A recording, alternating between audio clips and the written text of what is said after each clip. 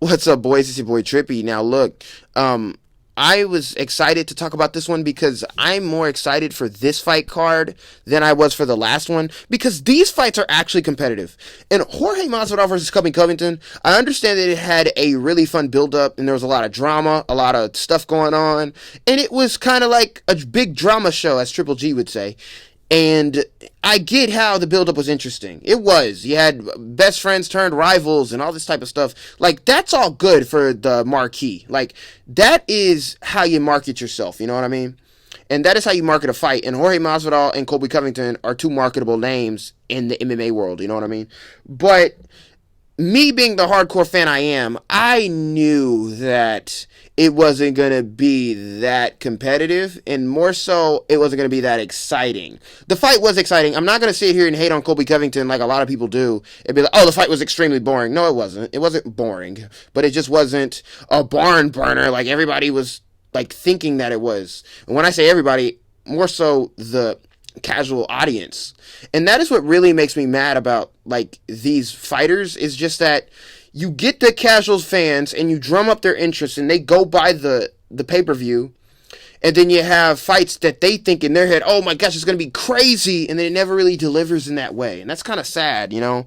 It just ends up being a lot of wrestling and like a dominant performance, but dominant in the way that we see it and we're like, wow. But they see it and they're like, dude, like, why did I waste my money on this?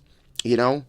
And that is the harsh truth about MMA, is that you're gonna have those type of fights. You know what I mean? And boxing has a lot more of them. But when the casual audience come to MMA, when they see MMA, they think like Michael Chandler versus Justin Gaethje is about to happen, when in reality, that fight is not gonna happen every single time. And I'm just being honest. But anyway, so what was also weird about this fight card is that I feel like they should have been switched. I feel like Masvidal versus Covington should have been on this one, and the Korean Zombie versus Alexander Volkanovski should have been the last one. This fight should have been in Vegas, and Covington versus Masvidal should have been in Jacksonville, because Jorge Masvidal gets a big pop in Florida, and Colby Covington is going around claiming that he's the king of Miami and that he's from Florida. So why not have two of the Floridians fight in Florida? I don't know. I thought that would sell more tickets. You know what I mean? But you know what it is, what it is. Yeah, that was a weird one for me. It kind of irks me a little bit, but you know what it is, what it is. I'll let it go. But anyway, in this podcast, we're going to talk about how these underdogs are going to pull off their victories on Saturday night. Now, I'm not making my official prediction. I'm just going to break down how they can win, and I'm going to go by them fight by fight. And we're going to start with Gilbert Burns versus Khamzat Chimaev. So, first of all, let me say this before I hop into it. I was more excited about this fight card because this has competitive fights on it. And yes, every single one of these fights on this card, in my opinion, is going to be competitive. If I can pick out a fight and be like, this fight may be the one that's not close and it's just going to be a domination, I think it's going to be Khamzat Chimaev versus Gilbert Burns. So when I say that, obviously it's going to be Khamzat Chimaev dominating Gilbert Burns if I can see it. But to be honest, on paper, this should be a very entertaining fight. And in my opinion, this could be more entertaining than all of them. Because if Khamzat Chimaev decides not to take Gilbert Burns to the ground, like every wrestler has decided not to against Gilbert Burns, except Damian Maia, who can match him in jiu-jitsu skill. If Khamzat Chimaev goes the Usman route and doesn't take Gilbert Burns down because he's worried about the jiu-jitsu and getting submitted, then we're going to have a pretty interesting fight on our hands, ladies and gentlemen. That's going to be fun, because what I've seen from Khamzat Chimaev striking, although he's pretty stiff and not very fast, he's very chaotic. You know, he goes for it, and he's very powerful. That brings me worries about Gilbert Burns, because we all know that Gilbert Burns doesn't have the best chin, which is odd because the guy has a thick neck, but it's like he can't take a shot. I don't know. Now, a bad chin, I don't think like Colby Covington can knock him out like badly, but it could happen, don't get me wrong, but I don't think like he has that bad of a chin where Colby Covington is one-shotting him, but Khamzat Chimaev can definitely one-shot him. When it comes to actual guys who can punch, Gilbert Burns' chin tends to not show up. You know what I mean? But anyways, so Gilbert Burns on paper should beat Khamzat Chimaev, because Khamzat Chimaev is inexperienced. He doesn't have as much experience as Gilbert Burns. He's a wrestler, which Gilbert Burns has been the kryptonite to these wrestlers lately. And then on top of that, you just take all of Gilbert Burns' accolades and compares them to Khamzat Chimaev's. You would think this would be a gimme one. But nope, Khamzat Chimaev is like a, what is it? Like a 3-1 favorite over Gilbert Burns. And I think that that is absolutely ridiculous. But if Khamzat Chimaev goes out here and completely embarrasses Gilbert Burns, picks him up and throws him on his head like he did Lingjing Liang, then, then rightfully so, he's a 3-1 favorite. And the fight played out as such. But we're going to talk about how Gilbert Burns can actually beat this dude. And I'm going to start with this. Gilbert Burns could submit Khamzat Chimaev, as shocking as that sounds. Khamzat also doesn't move his head. Khamzat hasn't been hit. And so the first time he gets hit by a heavy hitter like Gilbert Burns, it could put him out. You just don't know. But I'm not going to bank on that. One way that I can see Gilbert Burns winning this fight is if he surprise submits Khamzat Chimaev. Like, Khamzat Chimaev gets a little bit too reckless with the grappling, and he, tries to posture up on Gilbert Burns while Gilbert Burns is on his back, throws a punch, Gilbert Burns snatches up that arm and arm bars him. I can see that. But it's like, man, Khamzat Chimaev is so big, man. That is the only place where I can see Gilbert Burns struggling, is the size advantage. This guy is a weight bully at this weight class, and I'm not ashamed to say it. A lot of people are going to say I'm hating, but Khamzat Chimaev is a weight bully, bro. The dude is literally a small light heavyweight. And I say that with confidence. I think that if Khamzat Chimaev fought at light heavyweight, I believe that he would either look right at home or just a tad bit too small. But the guy is a big middleweight for sure. But, there's a lot of big guys at middleweight that, that are pretty stocky for their weight class. But I mean, like Khamzat Chimaev, he probably would fit in pretty well with the middleweights, is what I'm saying. And the guy is a weight bully because I don't think that he would have that same level of dominance that he's going to have at 170, if he beats Gilbert Burns, that is. I don't think that he would have that same level of dominance at 185 that he does at 170. Sorry if that didn't make any sense. I'm stuttering. But anyway, yeah, I just don't see him being as dominated at 185. Whenever his team had came out and said that they're going to fight Luke Rockhold, and then his team canceled the fight and they pulled out of it, I thought in my head, before they pulled out of the fight, I was like, oh, that could be a rough one for him.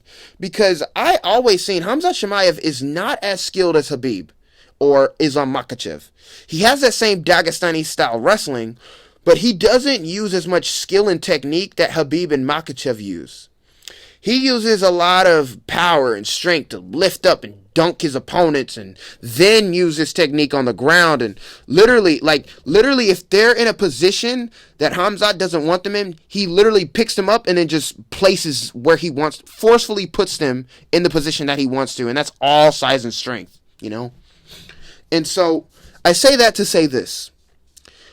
Khamzat Chimaev, if he would have faced Luke Rockhold, he would have been facing a man, not only his size, but a man that is bigger and stronger than him. Luke is a big middleweight himself. I don't think he would have manhandled Luke the same way that he's manhandling these guys. I think he would have actually struggled in that fight. I'm being honest. But, once again, I say that to say this, is that is where I see Gilbert Burns struggling the most. And that is really finding his rhythm with this guy, especially on the ground, trying to find things like arm locks or trying to reverse sweep and all these type of techniques, or trying to find the back of Khamzat Chimaev because the guy is so big, so long, and he has such a size advantage on this dude. I think that is going to be the biggest advantage, if anything. It's not going to be the wrestling, it's going to be the size and the strength of Khamzat Chimaev. But anyway, the way Gilbert Burns beats this guy is a surprise submission. That is the way that I can see it. Or if Khamzat Chimaev doesn't have a good gas tank and Gilbert Burns can get him into that third round, and Khamzat Chimaev is gassing out by the third. And by the way, if Khamzat Chimaev gasses out in 3 rounds, that should say enough about the guy. But I will say this. If he beats Gilbert Burns, I don't care if it's boring. I don't care if it's extremely competitive. I don't care how he beats Gilbert Burns. If he beats Gilbert Burns, he is not overrated anymore. He is in the discussion of the best in the world. However, if he loses in a way that will embarrass him on the night, whether he gets knocked out or he gets choked out, it sets him all the way back. It puts him back. And then we be like, okay, let's actually try to build this guy against contenders. And this is the gamble that the UFC has taken, man. And what really irks me is that before they made the fight, the fans were bargaining like, hey, man, make this fight 5 rounds. Because if you're giving him one of the best in the world, you're obviously going to shoot him up to the top for a title shot, right? So that is what I see. The UFC isn't looking to make Khamzat Chimaev a dominant superstar champion. They're actually not looking for that. They're just trying to make a big marquee matchup with him and Usman and trying to sell pay-per-views. They actually don't care who's going to win between Khamzat and Usman. They actually don't, contrary to belief. If Usman wins, they'll be equally as happy as if Khamzat wins. I'm being real. They just want the pay-per-view. They just want that as the headliner. They just want Khamzat in a title fight because that will drum up so much interest, you know? And then, yeah, I can see if Khamzat wins, you know, Usman is going to probably have to fight a contender, and maybe we'll get that trilogy with Covington. Or Khamzat Chimaev, if he wins the fight with Usman, and I'm just sitting here disrespecting Gilbert Burns as if he's just going to beat Gilbert Burns. But I mean, like, hear me out. So, if Khamzat, let's say Khamzat beats Gilbert, and he fights Usman, and he beats Usman, he like submits him or something, then I can see the UFC either making Usman fight Covington in a trilogy, and then Khamzat waits it out for that one to see who wins that, or they feed Khamzat Chimaev Colby Covington trying to make another big marquee matchup with him. I can see that happening too. But anyway, I say that to say this once again. So Gilbert Burns' best chance to win is to submit him. And what I was going to say about the 5-round matchup is that it irks me that they didn't make it, but I see why they didn't. Because they don't want Gilbert to win this fight. They don't. They want Khamzat to go out there and embarrass Gilbert so they can be like, Khamzat Chimaev just destroyed the second best welterweight in the world. They want to sell that, you know. And the only reason why I want Gilbert to win is because so that people won't go to my why Khamzat Chimaev is overrated video and be like, wow, you're stupid, you're a casual, this and that, even though I get comments like that, you know. But anyway, and if Gilbert wins, especially if he knocks out Khamzat, that video becomes goated. And I'll be so happy. And so, anyways, moving on. Yeah, that is Gilbert's best way to win. And I know I didn't break that down so heavily, but that should show you that this is a bad matchup for Gilbert, bro, if I'm being honest. It's a bad matchup for him. And the only way I can see him winning is if he can scramble back up to his feet after Khamzat tries to take him down and knock him out. Oh, but there's also this. Like I said, if Khamzat doesn't take this guy down, Gilbert has a huge chance of winning, actually. If Khamzat doesn't come in and wrestle, which I don't see that happening, he's gonna wrestle Gilbert. If Khamzat doesn't wrestle Gilbert, then Gilbert has a big chance of knocking him out. Matter of fact, I favor him. But, you know, I don't know, man. Gilbert's chin is just not something I bet on. Anyways, and plus, that'll be the more entertaining way to win. That will boost Khamzat's marketability. If he goes in there and knocks out Gilbert Burns on the feet, like one-shots him, which I can actually see happening, that is really going to get the hype train going, boy. It's going to choo-choo. The tracks are going to set on fire because it's going to be so crazy. Anyway, I've dwelled on this one too much. Let's move on to my opinion. Other than the Khamzat fight, I'm looking to this one the second most. And that is Petr Yan versus Aljamain Sterling. And bro, I am excited for this fight. Really. Because I was excited for the first one. Because the first one, whenever I broke it down, before I seen what happened actually, in my head going into that, I said this fight is 50-50. Because we've seen Petr Yan get out grappled and almost get submitted, actually. Like, I've seen that happen, and I was like, man, like, Aljamain Sterling could, like, really capitalize. Aljamain was looking very motivated, and I was like, dude, this could be his moment. And these two guys, what I thought at least at the moment, like, these two guys are the most skilled guys in the division right now. Especially after seeing what Aljo did to Corey Sandhagen, I was like, man, that just solidified him as the top 2 best in the division. Him and Petr Yan are the top 2 best. That's what I thought it might. I thought that he could do that to TJ. I thought that he could do that to Marlon Moraes. I thought that he could beat Marlon Moraes in the rematch, which, seeing how he started against Petr Yan, I back up my claim. I do think Aljo could get that rematch with Moraes and beat him this time. But anyway, that's besides the point. People are sleeping on Aljamain Sterling once again. And, well, no, they weren't sleeping on him in the first one. In the first one, everybody's like, man, I don't know, it could go either way. But after seeing how the fight went, everybody's like, man, Aljo's gonna get destroyed. Listen up, you guys. Aljamain Sterling is elite, bro. And you guys really sit here and you guys, like, crap on this man just because he had a bad performance whenever he fought Petr Yan the first time. And I'm going to say this, it was due to a bad game plan. His coaches really screwed him on that. Because if their game plan was to come out there, put a lot of volume on him, which was good. But if you guys couldn't keep up with your own game plan and Aljamain Sterling was gassing out, getting taken down, when I was the one who like, man, he's getting taken down a lot. When everybody going into this was like, oh my gosh, he's going to try and take down Petr Yan. But yet Aljo was the one who was getting taken down. That was weird. And another thing is that we didn't see the extent of Aljamain Sterling's wrestling in that first fight. When I keep rewatching it, Aljo didn't really go for takedowns that much. And that was odd to me. He really was just trying to throw a lot of volume on the feet. And I was like, bro, like, if I was to... The volume was good and all, but he should have mixed it up a lot more, and he didn't. But I guess it was because he kept getting tired. Now, where I'm saying you guys are silly is that look at the shape that this man is in, bro. Like, the guy looks like... And I get it. A lot of people are like, oh my gosh, steroids. And I'm like, no, the man is like... I think he's like 5'8" or something like that at that bantamweight division. He's long, he's muscular, and he's cutting a lot of body fat to make 135. You guys got to remember that. You guys are fighting at 135. He's just very lean. No, it's not steroids. But that means for him to be that lean, it's not because, oh my gosh, he's just built a lot of muscle mass. No, it's that the guy has always been muscular, but he's been doing a lot of cardio is what that shows me. He's been doing a lot of cardio. And so it just stripped out all that fat, and it's making him literally look like he's so veiny. Like, the dude has a great physique, no homo. Anyways, so yeah, so I think that his gas tank is going to hold up a lot better than it did the last time. But I'm just interested to see what is his game plan going to be this time? Because I think that him overwhelming Peter and trying to get him to the ground, I thought that was gonna work. I was like, okay, that's his best shot to win, and I still do. But the man was gassing out with his own game plan, and that was frustrating me. I was like, dude, like, how are you not gonna keep up with your own pace that you set? And then I'm gonna talk about Petr Yan real quick. The thing is, what's scary about Petr Yan is that whenever they got into the fight whenever they started fighting, I quickly realized, especially now that I rewatched the fight, Petr Yan wasn't really... He didn't have a game plan.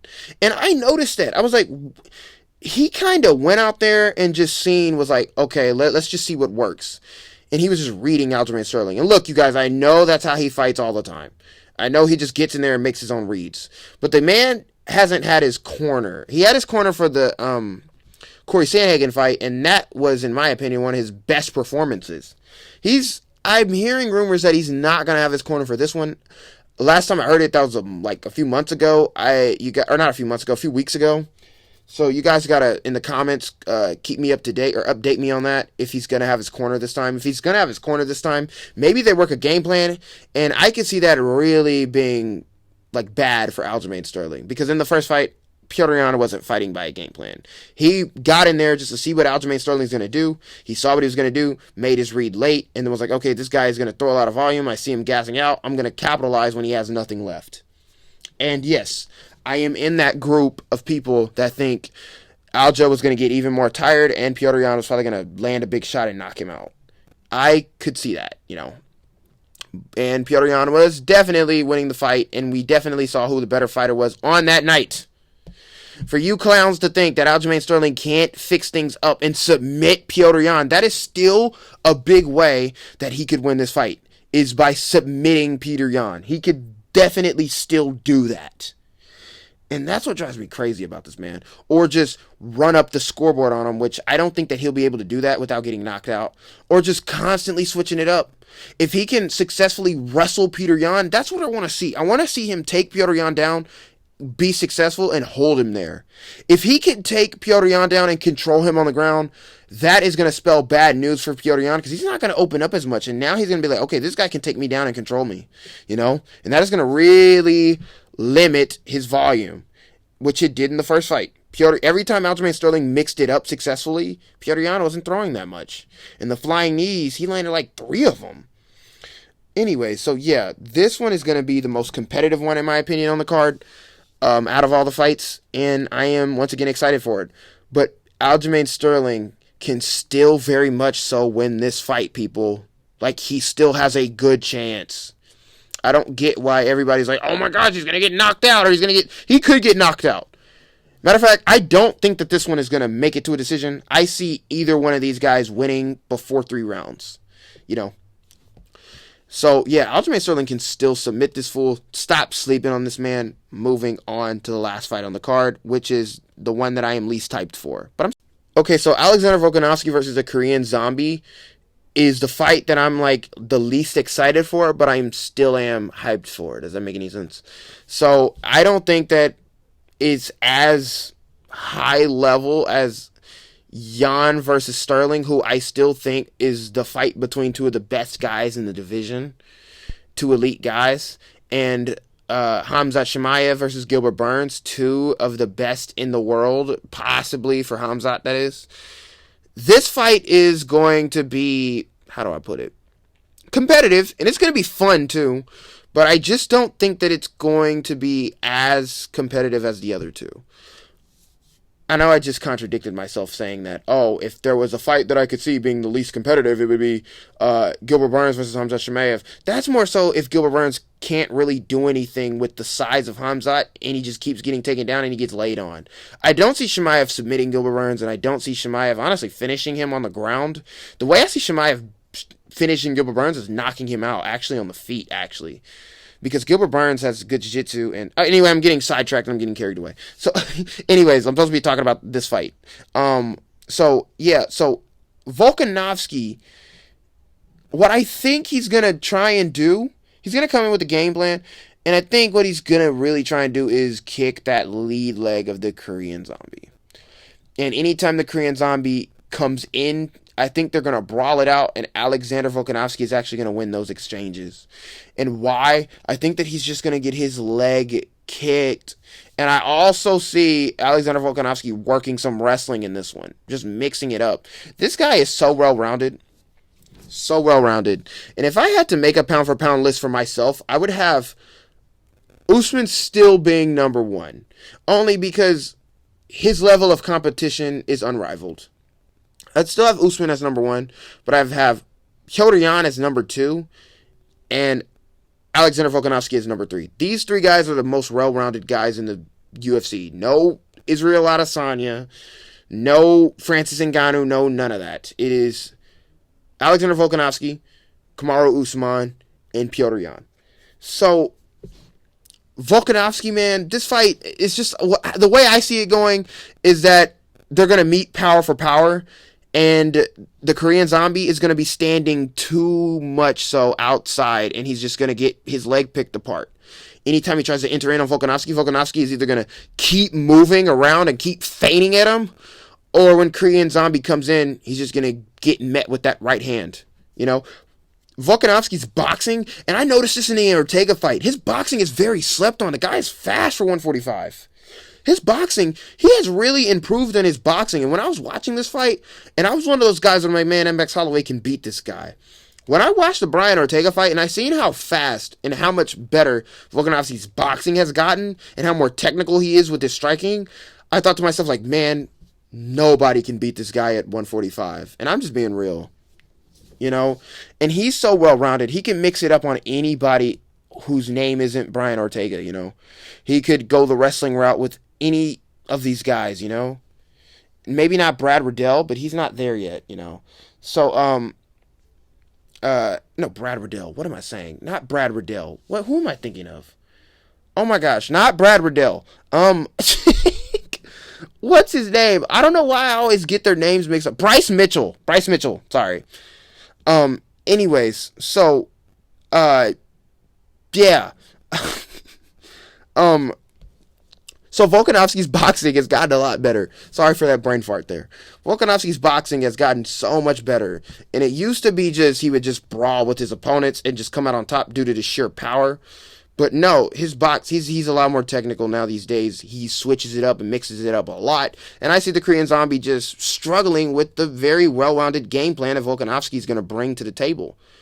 But we're talking about how the underdogs can win, and how he can win is knocking Volkanovski clean out. Because if it's one thing, although I've said that Volkanovski's boxing has gotten better, he does not want to sit there and box with the Korean Zombie, who is a really good striker still. And he could very much so outstrike Alexander Volkanovski. If the only thing he's going to do in this fight is strike. He can't just do that. He has to mix it up. He has to keep moving, and he has to meet that power with power. If he just comes in here and he just only strikes with the Korean Zombie, even if it is just leg kick,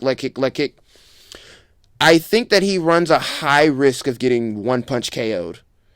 Now, Volkanovski has a good chin, but more so he has great recovery. I get that. But it's like, dude, if he gets dropped and he can't recover from it, the Korean Zombie is a great finisher. That could spell lights out for him. Volkanovski better say as safe as he can. But other than that, guys, I'm being real.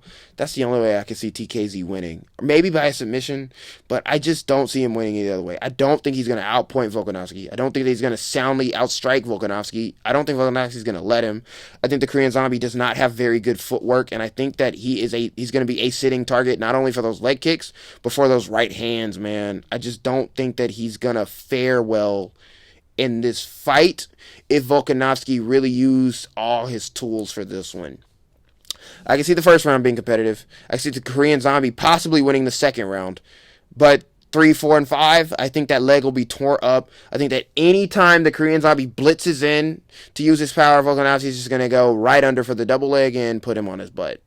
And then once he's on his butt, smash him with elbows. The Korean Zombie could probably work back up to his feet, and he could possibly knock out. That is just, I know I'm defeating the purpose of this podcast. I'm possibly talking about how the underdog is supposed to win, but that is how he could win, is by knocking out Volkanovski. He could possibly outstrike him, but that would be really surprising if he just outstrikes him for 5 rounds. But it could happen, you know. Volkanovski could engage, and they can meet power for power, and the Korean Zombie would be able to take his shots. That's how I can kind of see it. I think that the Korean Zombie is just going to get, if he was to lose, I think he's just going to be, like I said, he's just going to get dominated by the sheer well-roundedness of Volkanovski, get the leg kicked, get outboxed, or not get outboxed, just get outlanded on, if that makes any sense. But, you know, I still do think he is the better boxer, and pure striking-wise, he may be the better pure striker. I don't know, dude. I just think that this is a tough one for him. A tough one. But this is, for the first 2 rounds, it's gonna be a barn burner, boy, because the Korean Zombie brings wars. He is down for the brawl, and that is another way that I can see him winning. In those brawling exchanges, Volkanovski is gonna really have to meet him with something. And one thing I can see is in the brawling exchanges, the Korean Zombie being able to take Volk's shots, but Volkanovski not being able to take the clean shots of the Korean Zombie and getting dropped every single time he gets landed on in those brawling exchanges. I can definitely see that. And the Volkanovski losing the fight due to the fact that he keeps getting dropped. And yeah, you can recover and all that. We also got to remember, Volkanovski was getting dropped by Max Holloway. He was getting dropped by Max Holloway, a volume striker with twigs for arms. I'm being real. Max Holloway would beat the piss out of me, but that still doesn't freaking beat the fact that he has twigs for arms. He'd beat me up. I'll be real, but he can't beat me in anything else that's strength based, you know. Anyways, yeah. So Volkanovski was getting dropped by that guy, and sure, yeah, Max Holloway's accuracy, all that was on another level. If the Korean Zombie can be pretty accurate with his hands too. If Max Holloway can drop you, the Korean Zombie can knock you out. And that is what I am banking on if TKZ can win. And he is a juicy underdog, I may say. That one-punch KO, I'm not going to lie, I'd be so happy if he won, only because, boy, the Korean Zombie would make himself a name in Korea, boy.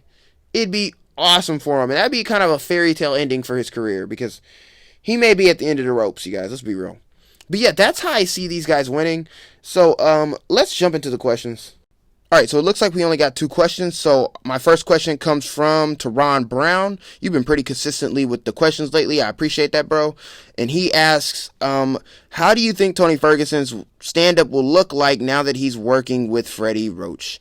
And if I'm being real, bro, I'm going to say I don't know. But if I had to take a wild guess, I think he's going to be a lot more fundamentally sound and a lot more defensive, not leading with his head anymore. And, that could be a good and a bad thing.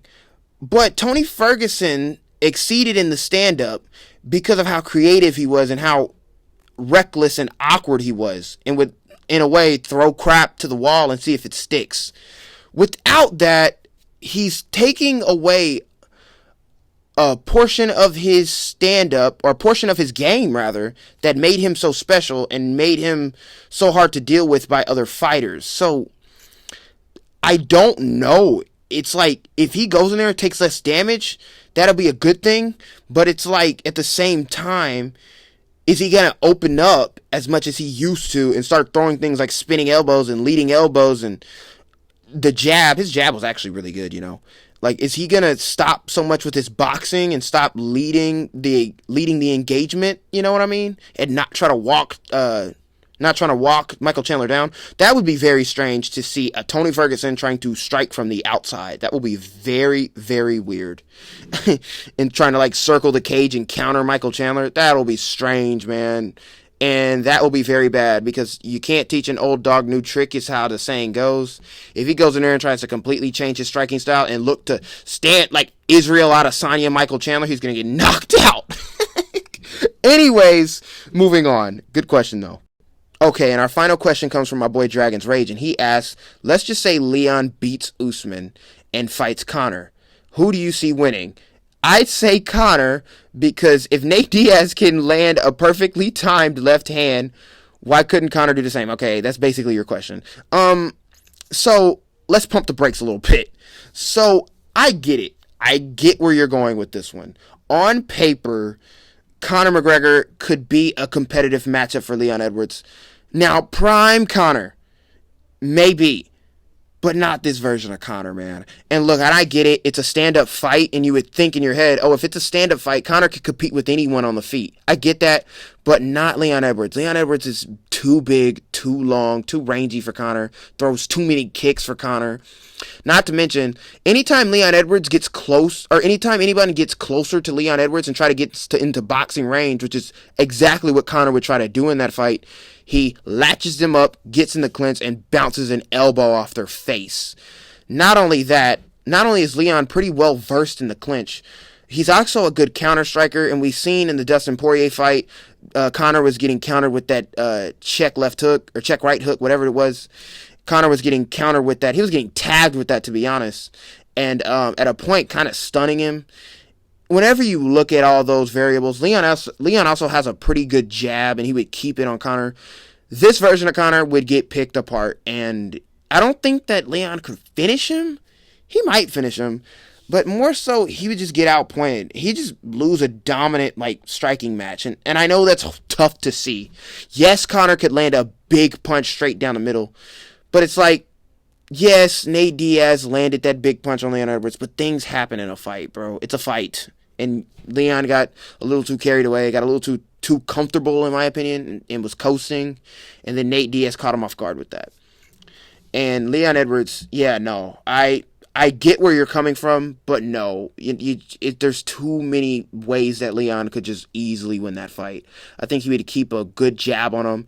Anytime Conor would try to get close, teep kick to the body, or a giant shin just slams into Conor's chest, to be honest. He keeps a jab on him. Anytime Conor tries to get into boxing range, clinches him up, bounces an elbow off his face, keeps a jab on him. If Conor does successfully get into boxing range, Leon leans back and counters him with that check hook. Yeah, it's just not a good matchup for Conor, especially not this version, who's very boxing heavy. But I get where you're coming from. But if you guys enjoyed the podcast, let me know. Like I said, if you want your questions featured in the next podcast, leave your questions under this one. I would like it. See if your question gets answered. And blah, blah, blah. You already know the deal. Tomorrow I'll be releasing the final breakdown and prediction videos for these fights that I just covered in this one. It's been your boy Trippy, and I'm out, man.